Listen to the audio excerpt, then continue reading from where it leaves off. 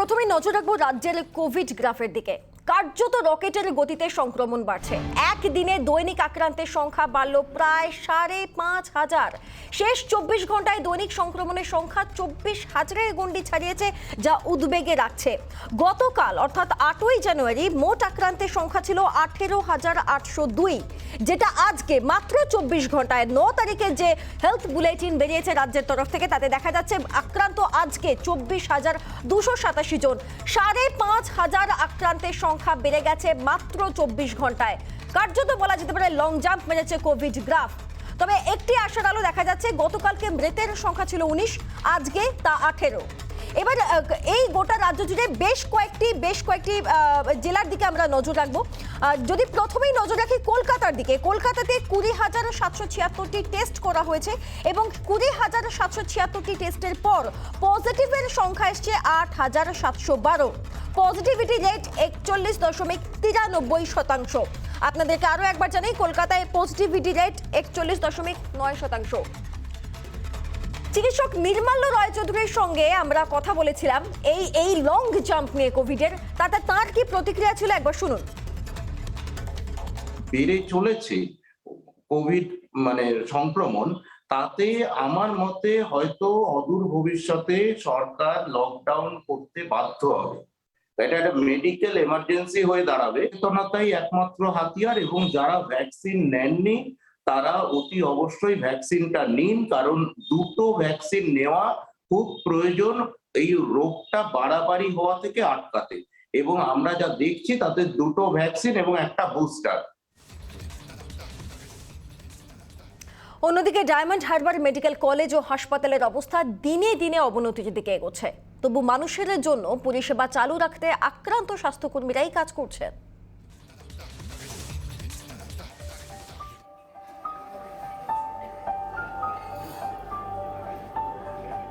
Covid আক্রান্ত corona যোদ্ধারা তবু কর্তব্যে অবিচল। ডায়মন্ড হারবার মেডিকেল কলেজ ও হাসপাতালে ল্যাবের টেকনিশিয়ানরা করোনা আক্রান্ত, তবু পরিষেবা চালু রাখতে সংক্রমিত অবস্থাতেই কাজ করে চলেছেন তারা। এই মুহূর্তে ডায়মন্ড হারবার মেডিকেল কলেজ ও হাসপাতালে ২০০ জন কর্মী করোনা আক্রান্ত। দিশেহারা কলেজের প্রিন্সিপাল উৎপল দান। আমাদের সংখ্যা এই মুহূর্তে প্রায় ডাক্তারবাবুদের সংখ্যা প্রায় ৭০ ক্রস করে গেছে।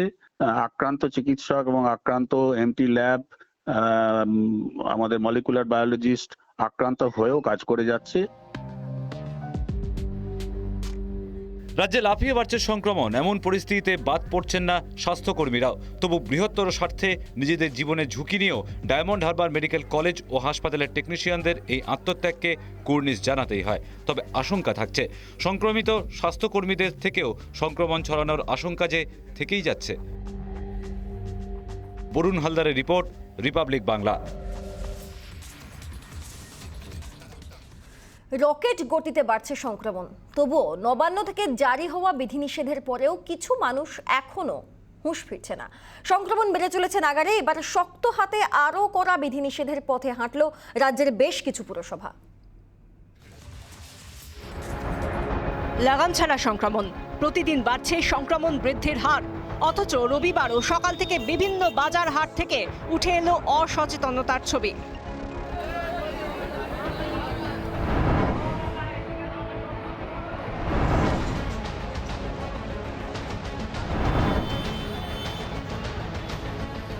এই অবস্থায় সংক্রমণে হ্রাস টানতে বাজার বন্ধের সিদ্ধান্ত বেশ কিছু স্থানীয় প্রশাসনের।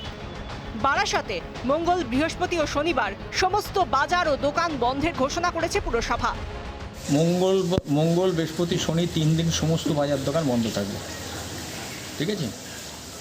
আর বিষয়টা হচ্ছে, আমরা যে হারে মাইকিং করেছি তাতে যদি মানুষ সচেতন না হয় তাহলে আমাদের বলার কিছু আর নেই। রামপুরহাটে বাজার বন্ধের সিদ্ধান্ত পুরসভার। বেলা ৩টে থেকে সকাল ৬টা পর্যন্ত দোকান বাজার বন্ধের সিদ্ধান্ত নিল পুরসভা। নলহাটি পুরসভাও একই পথে হাঁটল। সিউড়ি শহরে বিকেল ৫টা থেকে সকাল ৬টা পর্যন্ত সমস্ত দোকান বাজার বন্ধ থাকবে। সাঁইথিয়াতেও আংশিক বাজার বন্ধের নির্দেশ দেওয়া হয়েছে। সকাল ৬টা থেকে দুপুর ২টো পর্যন্ত দোকানপাট সবই খোলা থাকবে। ২টোর পর থেকে কিন্তু সব বন্ধ করে দিতে হবে। জরুরি পরিষেবার জন্য ওষুধের দোকান সবসময় খোলা থাকছে, আর বাকি কিন্তু সবই বন্ধ রাখতে আবেদন জানানো হচ্ছে। প্রশাসনের নির্দেশিকার পরই তারাপীঠে হোটেল ছাড়ার হিড়িক পর্যটকদের। এই সমস্ত হোটেল ও লজ বন্ধ থাকবে 15ই জানুয়ারি পর্যন্ত। করোনা সংক্রমণ আটকাতে আগেই হাওড়ার মঙ্গলাহাট এই সপ্তাহের জন্য বন্ধ রাখার সিদ্ধান্ত নেয় হাওড়া জেলা প্রশাসন।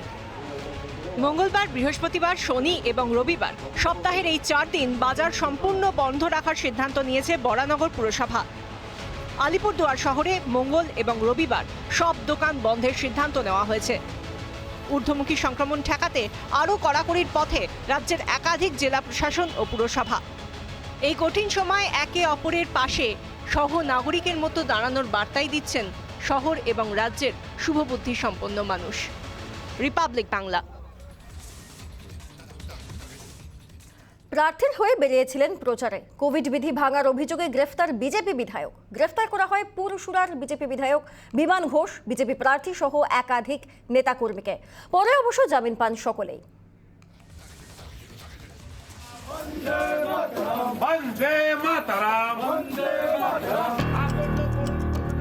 চন্দননগরে 26 নম্বর ওয়ার্ডে বিজেপির প্রচার। প্রার্থীর হয়ে প্রচারে গিয়েছিলেন পুরসুরার বিজেপির বিধায়ক বিমান ঘোষ।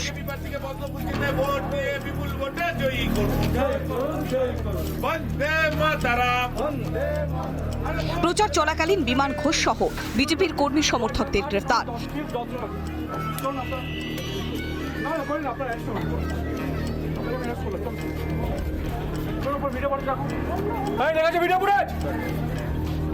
করোনা বিধি ভঙ্গে গ্রেফতার বলেই দাবি। পরে আদালত থেকে জামিন পান বিধায়ক ও অন্যান্যরা।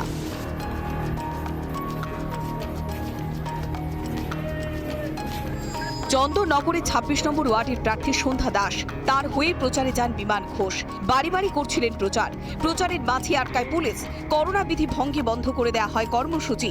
বিধায়ক সহ বেশ কয়েকজনকে নিয়ে যাওয়া হয় চন্দননগর থানায়। নির্বাচন কমিশনারের নির্দেশ শুধু কি বিজেপির জন্য? নির্দেশটা কি আছে? নির্দেশ আছে যে 5 জনের বেশি প্রচারে বেরোনো যাবে না। আপনারা কি সেটা মানছেন? আমরা 5 জন নিয়ে বেরোচ্ছি, সাধারণ পাবলিক আমাদের পেছনে লাইন দিয়ে আসছে, সমর্থকের আসছে। আমরা তো বলিনি, বাড়ি বাড়ি রাখতে যাইনি কাউকে, সেখানে চলে আসছে, সেখানে আমরা তো ওনাদেরকে বোঝাচ্ছি, বাড়ি ঢোকাচ্ছি। কিন্তু বাকি পুলিশের কাজ কি, নির্বাচন কমিশনারের কাজ কি?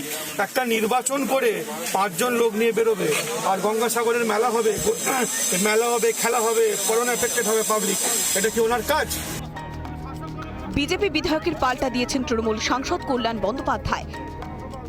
এই ব্যাপারটাই হচ্ছে, গোটাটাই হচ্ছে অনৈতিক কাজ, অনিয়ম কাজ করার জন্য বিজেপি সবসময় এতে মাস্টার, একদম অনিয়ম করছে, ভাঙছে। গ্রেফতার করা হয় জেলা বিজেপির সভাপতি তুষার মজুমদার, যুব সভাপতি সুরেশ সাউ এবং প্রার্থী সন্ধ্যা দাসকেও। পরে এসিজেএম আদালত থেকে ব্যক্তিগত বন্ডে জামিন পান সকলেই। হুগলি থেকে সুনন্দা দত্তের রিপোর্ট, রিপাবলিক বাংলা। লাগাম ছাড়া সংক্রমণে হ্রাস টানতে তৎপর প্রশাসন, কিন্তু হুঁশ নেই মানুষের। রবিবারের সকালে বিভিন্ন বাজার হাট থেকে উঠে এলো অসচেতনতার ছবি। করোনা বিধি শিকড় তুলে বাজারে ক্রেতা থেকে বিক্রেতা। রবিবাসরীয় বাজারে উধাও করোনা বিধি। সকাল থেকে বর্ধমান কলেজ মোড় বাজারে ক্রেতাদের ভিড়, মাস্ক ছাড়াই অনেককে বাজার করতে দেখা গেল। বাজারে যেসব ক্রেতা থেকে বিক্রেতা যারাই কিন্তু প্রবেশ করছেন, তাদেরকে মাস্ক ছাড়া প্রবেশ করতে দেওয়া হচ্ছে না। তার সাথে সাথে যে দূরত্ব বিধি, সেই দূরত্ব বিধি কিন্তু মানতে বলা হচ্ছে প্রশাসনের পক্ষ থেকে, কিন্তু মানুষ অনেকেই মাস্ক ছাড়াই তারা বাজারে প্রবেশ করছে। দক্ষিণ 24 পরগনার ক্যানিং, ডায়মন্ড হারবার, আমতলা সহ বিভিন্ন বাজারে দেখা গেল ক্রেতাদের ভিড়, ক্রেতা থেকে বিক্রেতা। প্রশাসনিক নির্দেশ অমান্য করে অনেকের মুখেই নেই মাস্ক। ক্যানিংয়ে মাস্ক বিলি করতে পথে নামেন ট্রাফিক আধিকারিকরা। কি মনে করেন যে এই মাস্ক স্যানিটাইজার নিয়ে একটু সরে যাবো? মাস্ক স্যানিটাইজার তো অবশ্যই দরকার। মানুষ সচেতনতা নিজেদেরকে বাড়াতে হবে, নিজেদেরকে তৈরি হতে হবে যে না, এই করোনা থেকে আমাদেরকে বাঁচতে গেলে, সবাইকে বাঁচাতে গেলে আমাদের নিজেদেরকে সতর্কতা, নিজেদের মাস্ক পরতে হবে, দূরত্ব বজায় রাখতে হবে। করোনা বিধি শিখিয়ে তুলে কোচবিহারের বিভিন্ন বাজারে ঠাসা ভিড়। অনেকে মাস্ক পরলেও বহু জায়গায় দেখা গেল অসচেতনতার ছবি। রিপাবলিক বাংলা। আনন্দপুরে অটো চালককে খুনের ঘটনায় একজনকে গ্রেফতার করল পুলিশ। খুনের কথা স্বীকার অভিযুক্তের। মদের আসরে বচসার জেরেই খুন, দাবি পুলিশের।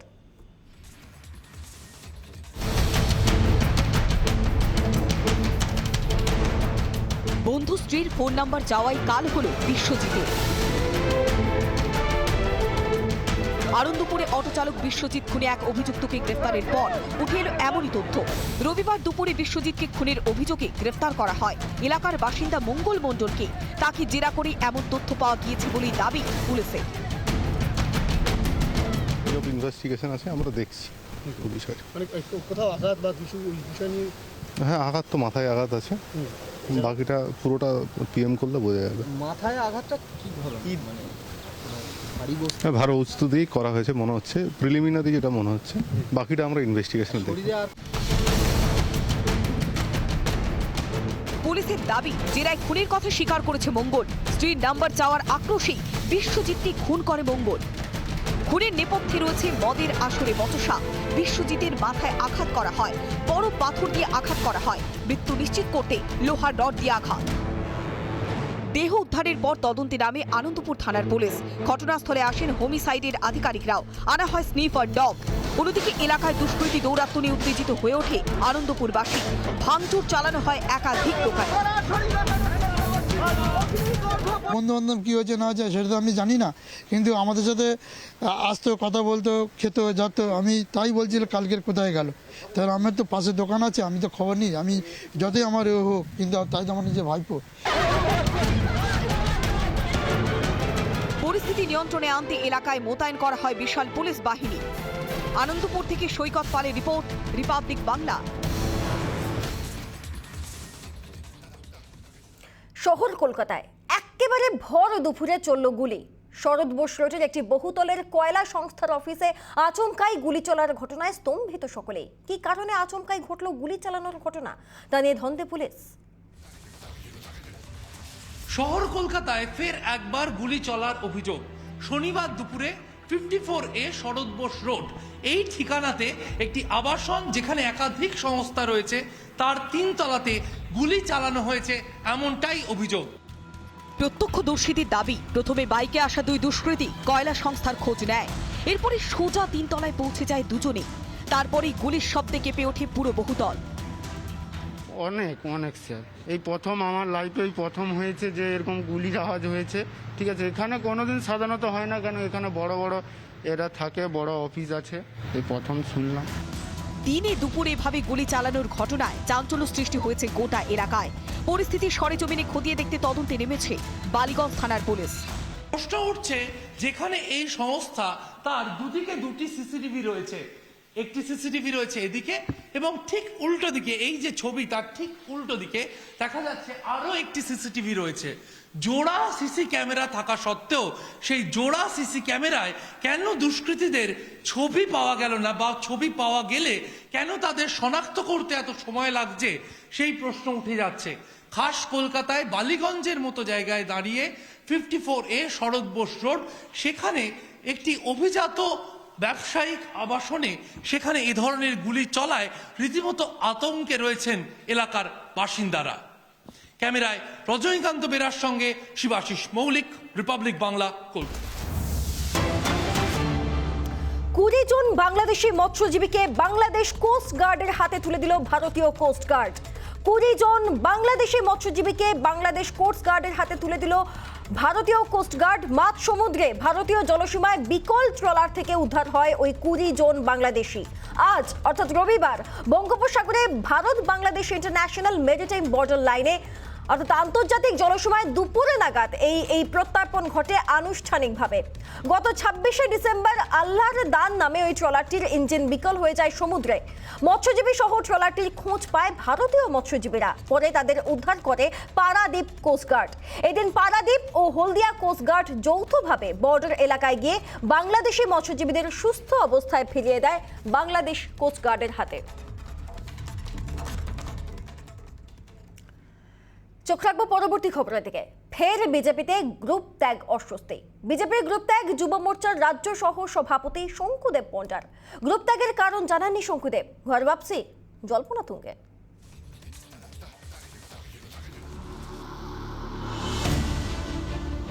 2019 সালে ফুল বদল করে পদ্ম শিবিরে নাম লেখান তৃণমূল ছাত্র সংগঠনের প্রাক্তন সভাপতি শঙ্কুদেব পণ্ডা। তৎকালীন বিজেপি নেতা মুকুল রায়ের হাত ধরেই বিজেপিতে যোগ দেন শঙ্কুদেব। ফুল বদলের পর থেকেই তৃণমূলের বিরুদ্ধে সক্রিয় ভূমিকায় দেখা গিয়েছিল তাকে।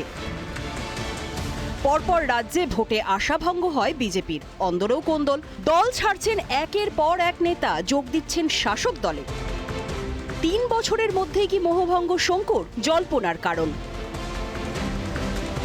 যুব মোর্চার হোয়াটসঅ্যাপ গ্রুপ থেকে বেরিয়ে গেছেন তিনি। হঠাৎ হোয়াটসঅ্যাপ গ্রুপ লেফট করায় প্রশ্ন উঠছে, তাহলে শঙ্কুও ঘর বাপসির পথে?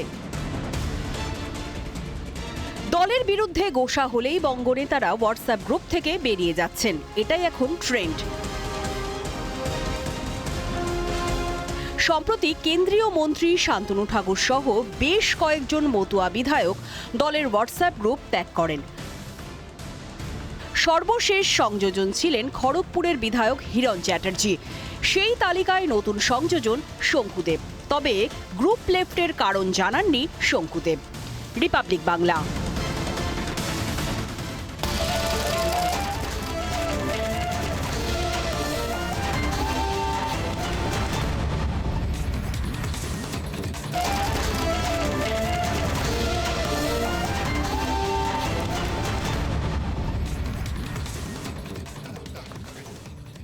পুরো যুদ্ধে জমজমাট শিলিগুড়ি। উত্তর পূর্বের প্রবেশদ্বার শহরে রবিবাসরীয় প্রচার সিপিএম, তৃণমূল, বিজেপি 3 শিবিরের।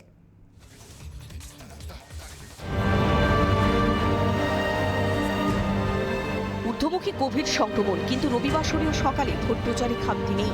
সকাল থেকে শিলিগুড়ি শহরের বিভিন্ন ওয়ার্ড ঘুরে ঘুরে প্রচার সারলেন অশোক ভট্টাচার্য। বিগত পুরো বোর্ডের কাজকে হাতিয়ার করেই জয়ের ব্যাপারে আশাবাদী অশোক।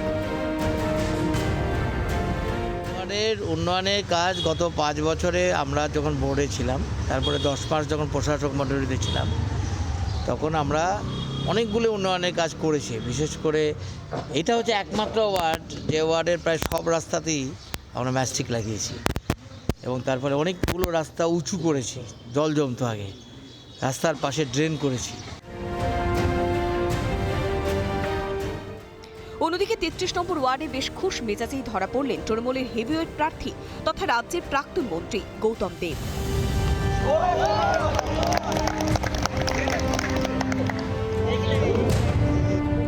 সিপিএম, তৃণমূলের পাশাপাশি প্রচারে অংশ নেয় বিজেপিও। 15 নম্বর ওয়ার্ডে রবিবার সকালে প্রচারে সামিল হন বিজেপির প্রার্থী রাজু সাহা।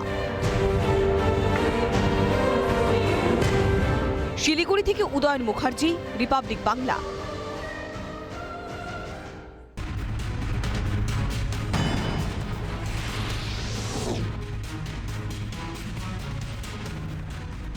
আলিপুরদুয়ার জেলায় বিজেপি থেকে তৃণমূলে যোগদান অব্যাহত। আলিপুরদুয়ারের 1 নম্বর ব্লকে বিজেপি থেকে তৃণমূলে যোগ দিলেন বেশ কয়েকজন নেতা ও কর্মী।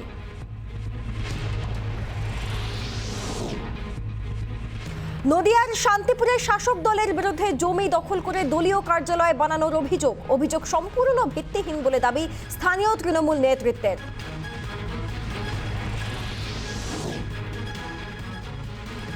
বর্ধমানের পলি গ্রামে অজয় নদের ধারে পিকনিক করতে গিয়ে দুর্ঘটনা। অজয় তলিয়ে গেলেন 3 জন, উদ্ধার 2 জন, নিখোঁজ 1। আশঙ্কাজনক অবস্থায় 2 জনকে নিয়ে যাওয়া হয়েছে বর্ধমান মেডিকেল কলেজ হাসপাতালে। নিখোঁজের সন্ধানে চলছে তল্লাশি।